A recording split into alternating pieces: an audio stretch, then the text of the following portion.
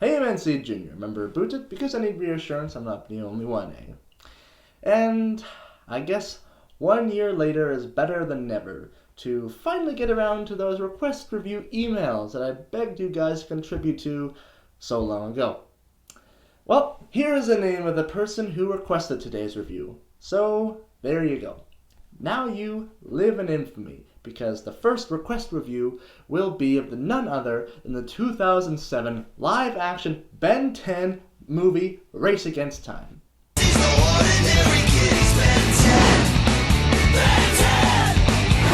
I bet you all forgot this was actually a thing, but I know that it is slowly crawling its way back from the recesses of your childhood.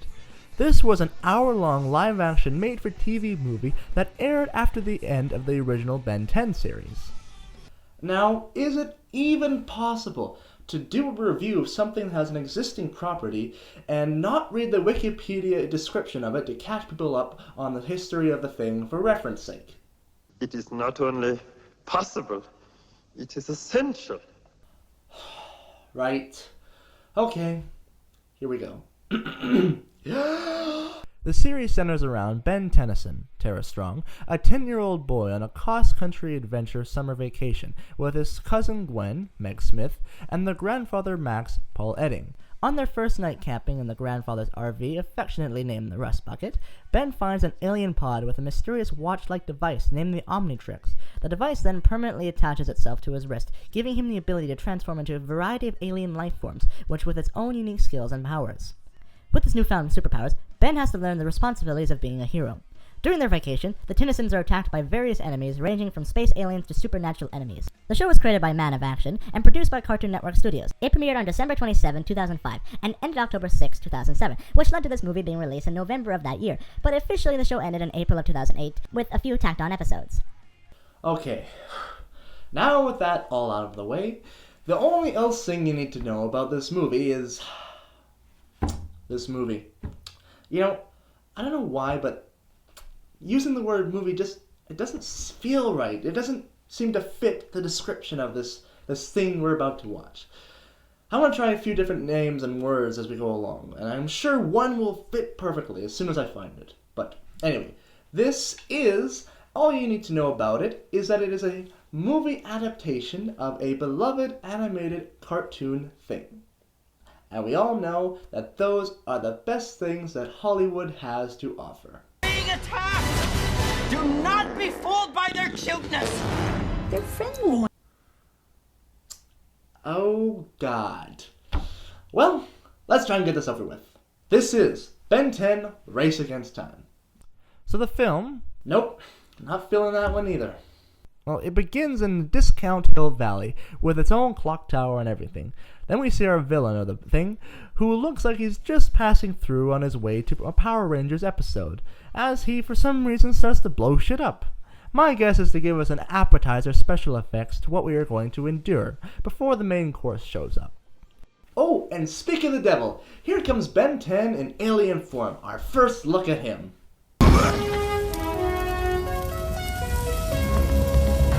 Oh boy, these effects are not entirely an abomination to CGI animation. They are just slightly tolerable. I mean, you had your own company, Cartoon Network, backing you. Surely they could have pumped in a bit more money, but I guess not. Anyway, Ben tries to do his one-liners from the show, but this entire scene just comes off as awkward rather than funny. So then the cops show up, and I guess they got tired of waiting for him on the Power Rangers set, so they came to him. I mean, look at this. It looks something straight out of that campy show. And another thing about the effects is that they never look like he's actually there. There is no impact on the environment. There is nothing to indicate that he's actually there. And in this scene, there should be using his powers to fight, but he just starts punching and kicking. So Ben has had enough of this, so he, for lack of a better word, just straight up tries and kills the guy. And it seems to have worked, as he will, for lack of an even better reason, Batman's out of there, as he transforms back into human. Played by Graham Phillips. Okay, let's see. Did he do anything else ever again after this movie? Ah, he was in that show, The Good Wife. Well, good for him. That's the best I can say for the rest of the cast. Cue Gwen, played by Haley Ram, and Grandpa Max, played by Lee Majors, who have done pretty much nothing after this. After that, we cut to the opening credits, which play a cool, hip, metal rock cover of the original theme song. And it's not that bad.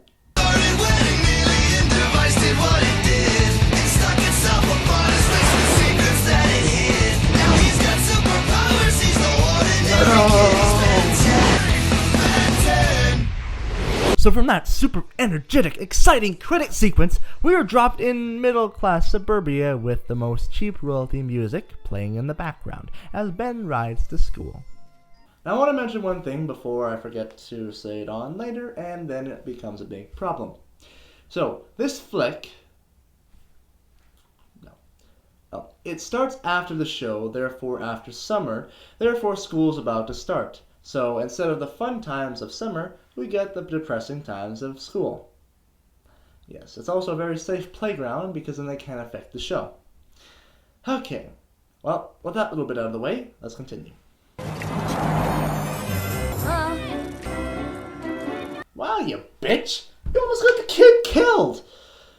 Well, she's not as bad as her brother, I guess.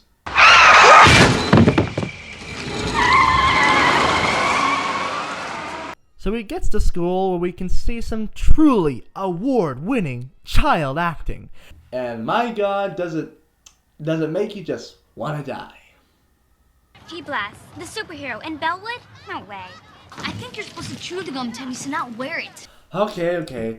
To be fair, it's not the exact mutilation of human speech as we know it, but it's just annoyingly painful, awful writing and awful acting just mushed together, which makes it an awful experience. I mean, you've got things like either stupid stereotype level dialogue from the girls, and then there's these two wonderful specimens.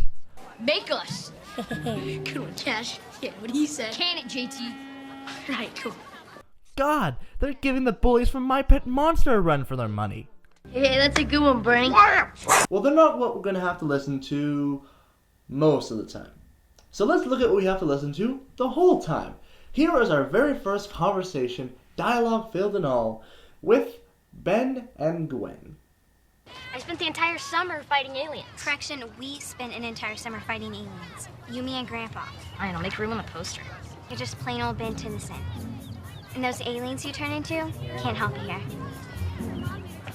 Toodles.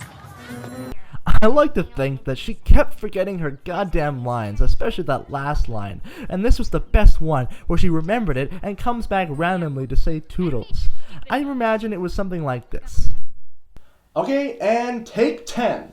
Can't help you here. Toodles. Okay. You almost remembered your line this time. You stuck it in there right at the end. Good job. Okay, that's gonna have to do, because Cartoon Network won't give us any more money for films, so we have to keep this going. Alright, let's keep going. Anyway, so Ben didn't have the most productive day, so he comes home to the most unrealistic and painful parents I've ever seen in any source of media. Mom, Dad, it was just gum. Okay, Ben, it's Sandra and Carl. Okay, we're all equals in this house. Great. That's a fucking great way to raise your kids, giving them the idea that their word and judgment is on par with their seasoned and life-experienced parents. And look, I understand that parents should listen to and include their kids more often in things, especially situations like this. But this is not the way to do it. By giving them the same power as you is such a bad lesson for kids. So far the performances from Ben and Gwen have been okay at best. They're kids, so it's understandable. What is not understandable is the blatant lack of effort and energy from Lee's Grandpa Max. That was summer and it's over. We're home now. Ben Tennyson's got to be Ben Tennyson again. It's your responsibility. He fails to emote or have any sense of fun and energy with his character. But the worst and most annoying part is that he has this weird southern accent on top of a totally uncharacteristically frail sounding voice.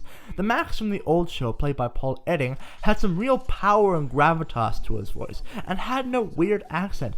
It is literally literally the definition of bad casting.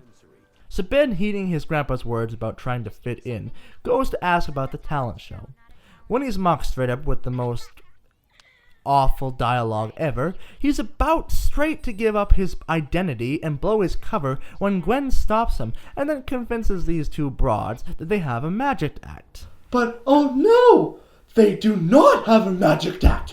What are they going to do? Who will win the competition? Such drama, such suspense. You know, for a show filled with aliens and fighting aliens, this is so suspenseful.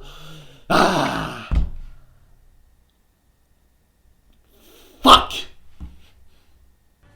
So after that such suspenseful embracing scene, Ben heads down to the town diner. Can I see that? I don't know. Can you? Can you not be such a prick? Then Dumber and Dumber show up. Yeah, and you're gonna pull Wildmutt out of your butt or something, right? But that was good, Cat. Can it, JT? Sorry, man. Well, I think we all know what you'd like to pull out of his butt, depending on how good your pull-out game is. Thank you. I'll be here all week. Well, Ben has had enough of this acting and leaves the set. It's payback time. Forum should settle this up. Yeah, turn to forums and beat up those children with your alien strength, probably killing them instantly. Have you thought this through? Like, actually thought this through? Fuck it.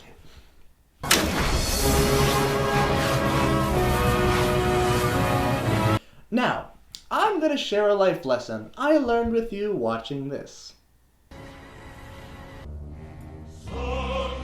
Never pause during the transformation scenes. Ever. Oh god, I'm gonna have nightmares all fucking week. Well, that is hopefully the only scary thing in this picture. Nope, not even picture works. So Grey Matter goes and fucks with the wiring of the restaurant to get back at the kids, while probably ruin their reputation at the same time. World's greatest hero, everyone. We cut to Gwen on her computer when... You totally just scream like a girl. I am a girl. You totally just scream like a boy. But you just said that him calling you a girl for screaming like a girl doesn't work, and then you tried to call him a boy for screaming like a boy, so by proxy that doesn't make any sense, and whatever. It's your adaptation, it's your property, you fuck it up as you please! So they notice that Lightbulb Head is behind Max in the poorly made Slenderman-esque photo, when Max comes in to do, well, his only job in this movie, to exposate everything. Grandpa, That's Octopus. Oh yeah, and eat weird shit, because they have to have some faithfulness to the show, but not enough to be consistent. Yes, exposition and eating weird stuff. That's all his character is, especially in the old show. How you rape characters, Cartoon Network. How you rape them is mind-boggling. Isn't the plumber alive who doesn't? you mean you fixed this guy's toilet? Not those plumbers. The plumbers. The secret ones who hunt aliens. Grandpa used to work for them. Oh, those plumbers. It's your adaptation! It's your studio! How do you not be better than these licensed products? So off they go to check up on the situation with the old time tinkerer at the plumber facility. We see Ben in his iconic shirt, Gwen in a blue shirt with no cat, and Grandpa Max with a hat and no red flower shirt. It's like they're trying to be faithful, but then get 90% of the way and say, fuck it, and they just stop. It's annoying as shit! So we get some more exposition from Max as they stumble across his friend. Not dead! Jesus Christ, what is this doing here? And of course the kids are totally down with this and don't even emote about this after the initial scream. He was a good friend. And a true plumber. Really? I can't tell. Emote! Your friend is dead! Emote! So from there they head to the hardware store to assemble the rest of the plumbers. Now this elevator ride is the most unnecessary, most time-padding thing I've ever seen. I timed it 45 seconds of nothing. Oh wait, he's eating some weird shit, because if you're going to be consistent, find the most unnecessary time to do it right. Curse this damnable special! That was almost the right word, special, but that doesn't seem to fix it. So we meet the rest of the plumbers, and it turns out that they're most of the town members, including the principal and the black diner chick. We take another time-padding trip on this slow-ass conveyor belt while we get exposited to the Max. Because his name is Max. On our way to the hands of Armageddon, which, in hindsight, probably should have been given another name, like the dish of Armageddon, or something. Things have a name because of what they look like and what they do. I mean, we call it the goddamn Eye of Sauron because it's a big fucking eye. So, somehow, don't even ask me how, this super secure facility gets broken into by ion electricity and his bootleg wheelers, as these definitely non-IMB inspired plumbers take them out with sticks and fists. Sticks and fists! Sticks and fists! You're on your own goddamn base! Use guns! Why are you using sticks and fists? I thought we were gone past the goddamn Gorn days of Star Trek, but I guess not. And there, they had a reason to do it. Here, use your own guns. You're in your goddamn base. Oh, I'm sorry. The guys using guns are busy being quirky in the corner with the fucking keys. Ah! Well, while our trio is backing up nonchalantly, Ben goes to turn hero when somehow Eon comes off screen and grabs him, and then takes him out of there. Okay, this scene plays out for the next few minutes, but I'm going to take a few clips, and I'm going to strip everything away except the audio. And you tell me if it's something that sounds like you shouldn't be watching it. What are you doing? Rescuing you. Benjamin? Help! Wow, a small child yelling for help in the middle of the streets, but no adult wants to come help him? Man, this must be Derry, Maine. Is that a relevant joke? The new movie's out yet, but it's been a while. Is it still relevant? Yeah, it's always relevant. So he corners Ben, but that Asian smartass from earlier shows up as a plumber and fights him off with his poor gun effects. Ben returns home to where... Oh, Christ! Grandpa. Yeah, I saw you come in. God damn it, we just had a creepy child in peril scene like not too long ago. Can we please stop with this? I mean, seriously, this scene is probably the most bad touch moment you can get before the Secret Service gets involved. So we're at school the next day after no explanation of what happened after that night. It's cracking, Lameson. Lameson! Damn, that one was good. That one was good. I'm gonna have to write that down later. Damn, that's almost as good as Leafy is queer. That's almost out as date as his popularity. Hey, are we still in the magic plot section? What's this stuff? Magic tricks for the talent show. Okay. Well, Ben's tired of this fucking plot as much as the rest of us, so he heads to the gym to be alone. Hello, Ben. Sorry, didn't mean to scare you. Okay, how the fuck did he not see him? Listen, I have a very high tolerance for the suspension of disbelief, but this is fucking pushing it. How can he not see him in a giant echoey gym when he was looking in the direction that he came from? Holy fuck. So the quirky Keys principal gives him some motivational words when we see Slow Mobius back at his old tricks. Ben tries to run, but... okay, what is with all this constant off-screen surprise entrances? And why is Ben so fucking oblivious? I refuse to believe he doesn't have some sort of audience vision where he can only see the things that we see. Because that would explain too much, wouldn't it? Actually, yes, it would explain too much. So he goes hero again, but after like 5 seconds of fighting, he retreats to the girls' washroom because he had pulled the fire alarm and everyone's going to be coming through the gym. Pointless waste of money is the best thing CN does. So Ben comes to the brilliant decision that now that he knows Ian wants him alone, he's going to wait for him alone so he can give him what he wants. And I'm so incredibly confused by this train of thought. I almost forgot to expect another goddamn off-screen jump scare bullshit. And wouldn't you know, he gets fucking captured because he wanted him alone, so there, that happened. You fucking happy? Also, they blew up the rust bucket. Because, you know, they have to make some stakes other than the drama, suspenseful magic act, so they gotta kill off a character from the old show, but, not one that wasn't, you know, non-inanimate. Grandpa? Okay, I don't want to know why the first thing you think of when you wake up tied up to something is where your grandpa is, alright? Stop being creepy, you celluloid! Not even that word worked for this. God damn it. I will find this word that works with this thing. God, just stop being creepy, though. Fuck.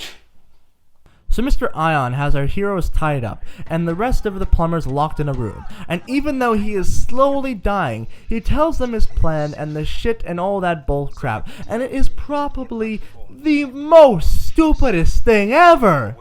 A failsafe that can be easily overridden if one knows the Omnitrix as intimately as I do. We were a gilded race of warriors who mastered the elements. Gods grew too strong and destroyed ourselves. It's my DNA that will be released from the Omnitrix. I am the alien life form that will soon overwhelm you.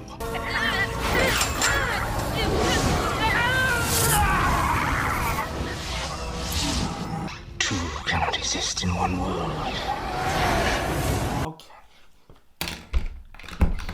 Okay. There are 4 major things wrong with this scene. Well, actually, there's a fuckload of things wrong with this scene, but let's narrow it down to 4 things, alright? First is your fucking species as a whole. How can an entire species with the power to control time have any sort of control over anything? There would be a rampant anarchy and chaos in any society you create. Second is how you said you were a gilded warrior race who were like gods and destroyed yourselves. Right? Okay, but what is fucking stopping you from doing that again when you guys are reborn on Earth? With a species like yours, history is almost 100% certain to repeat itself. The third thing is how the actual fuck do you have so much knowledge about the Omnitrix and how it works and even have your own goddamn DNA in the bloody thing? It makes no sense. You come out of nowhere. You're completely made up for this movie. You clash with the already written lore of the show.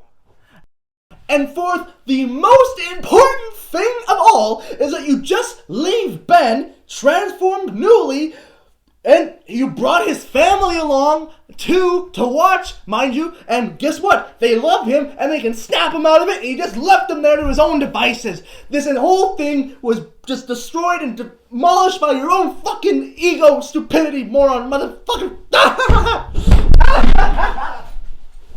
Okay, mini rant done, but yeah, like I said, these two get free as Eon also sucks at his job even more as he left the principal out of the trapped room because I guess he forgot about him even though he threw him into the fucking thing. What do you think, it would fucking dodgeballs would kill him? Like, god damn it. Anyway, fuck it. Ah! So Gwen tries to win over Ben with some truly outstanding acting. And this whole scene just plays out like, well, I'll give you a demonstration. Barred-faced, hammer-headed cousin. And I love you, Ben Tennyson, because you're a hero.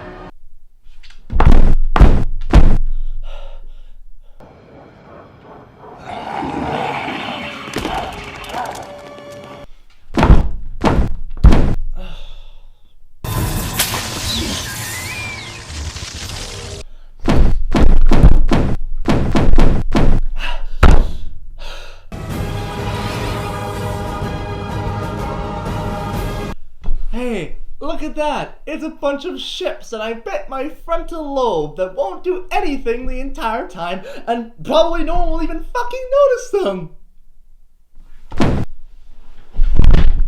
I need you!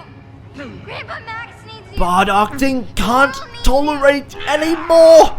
So Ben is finally and cliched as fuck won over. If you ever tell anyone I said that, you know, L word. Don't worry. Your secret's safe. Oh, you're too late on that one. Incognitimus has already heard you. Too fucking late. And I say, Hey, it's Cat from the Novel. Let's put him through. Hey, hentai jokes are my thing. Stop stealing, you unoriginal piece of... Yes. But oh no! What about Grandpa Ben? Just know that everything I did was to protect you. Please, don't leave me. I can't lose you now. You won't, Ben. Of all the things I've done in my life, I'm the most proud of you, my grandson. Well, it looks like this is the end for Max Tennyson. First it was his truck, now him? Oh god, it's not like they could just take him off there with ease. I mean, then the whole scene before would be completely... pointless, and entirely fucking pointless. So we come to the end where, nope, we still have to deal with this guy. So Ben turns into an alien for the last time, and this time it's Wildmutt, and, oh boy, this is the least impressive of the aliens, and that is saying a fucking lot. So, long battle short, Ben uses the time-frozen Wen to bat Eon into the hands of time, or whatever, and kill him in the machine for good. And can't forget about that talent show thing in Magic Act. But before that happens, we probably get the most unintentionally funny and the strangest, most out-of-place scene in the entire fucking thing. Bertie! No, do not yell at me. It's not my fault. Well, it's your job. Find them. No. I am supposed to be here reading my lines, and then if they show up, they show up. It is not my... Do not send me into a shame spiral. I like to imagine that this guy is the actors, and this woman is the fan base asking about the characters and what went wrong with the movie. They show up. It is not my... Do not send me into a shame spiral. So Gwen and Wildmutt head up on stage and pretend to do a magic act with Ben turning back into himself. So the day was saved, everyone is safe, Max talks about eating bugs on his pizza for celebration because fucking last minute consistency, and we end off with a random spaceship that has no ties to anything, but leaves us with questions like, why? Just why? Maybe they were trying to do some sort of MIB ending, except this was pointless and more padding. And that finally wraps up the... What do I call this thing? Like, god damn it, what do I call a low-budget, live-action, kid-pandering thing that makes the kids who watch it feel more like the character that they love on the cartoon, and then they want to go out and buy things associated with...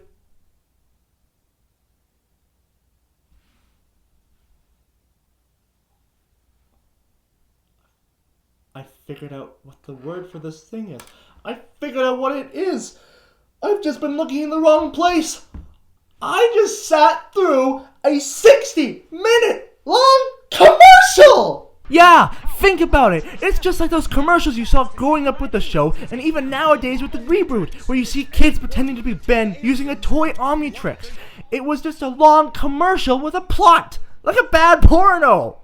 Lifeguard here at your beach. I'm not at the beach, this is a bathtub. With the pointless plot, bad acting, and feeling of personal disappointment after it's over. The acting in this, well, commercial is either unwanted overacting, snooze-fest underacting, and good God kill me child acting. Now, overall, do I hate this movie commercial thing? No.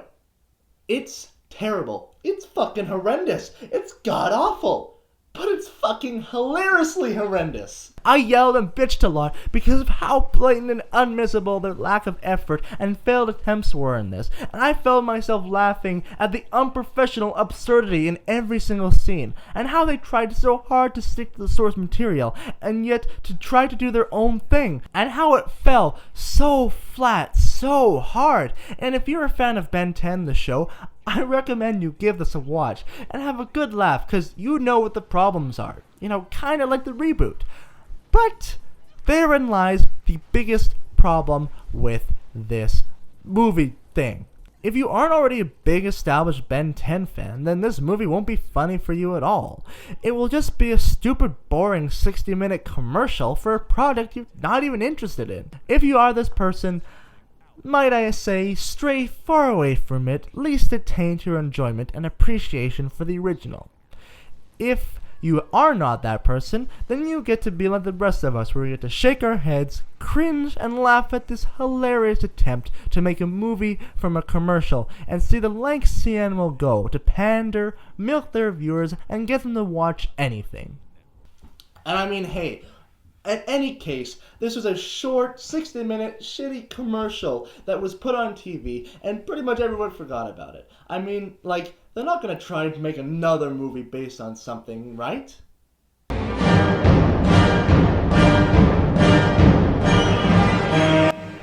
Pray for us, people. Pray for us. I'm ncjrrevrequests. I'm a member of Boot It, because I need reassurance I'm not the only one, eh?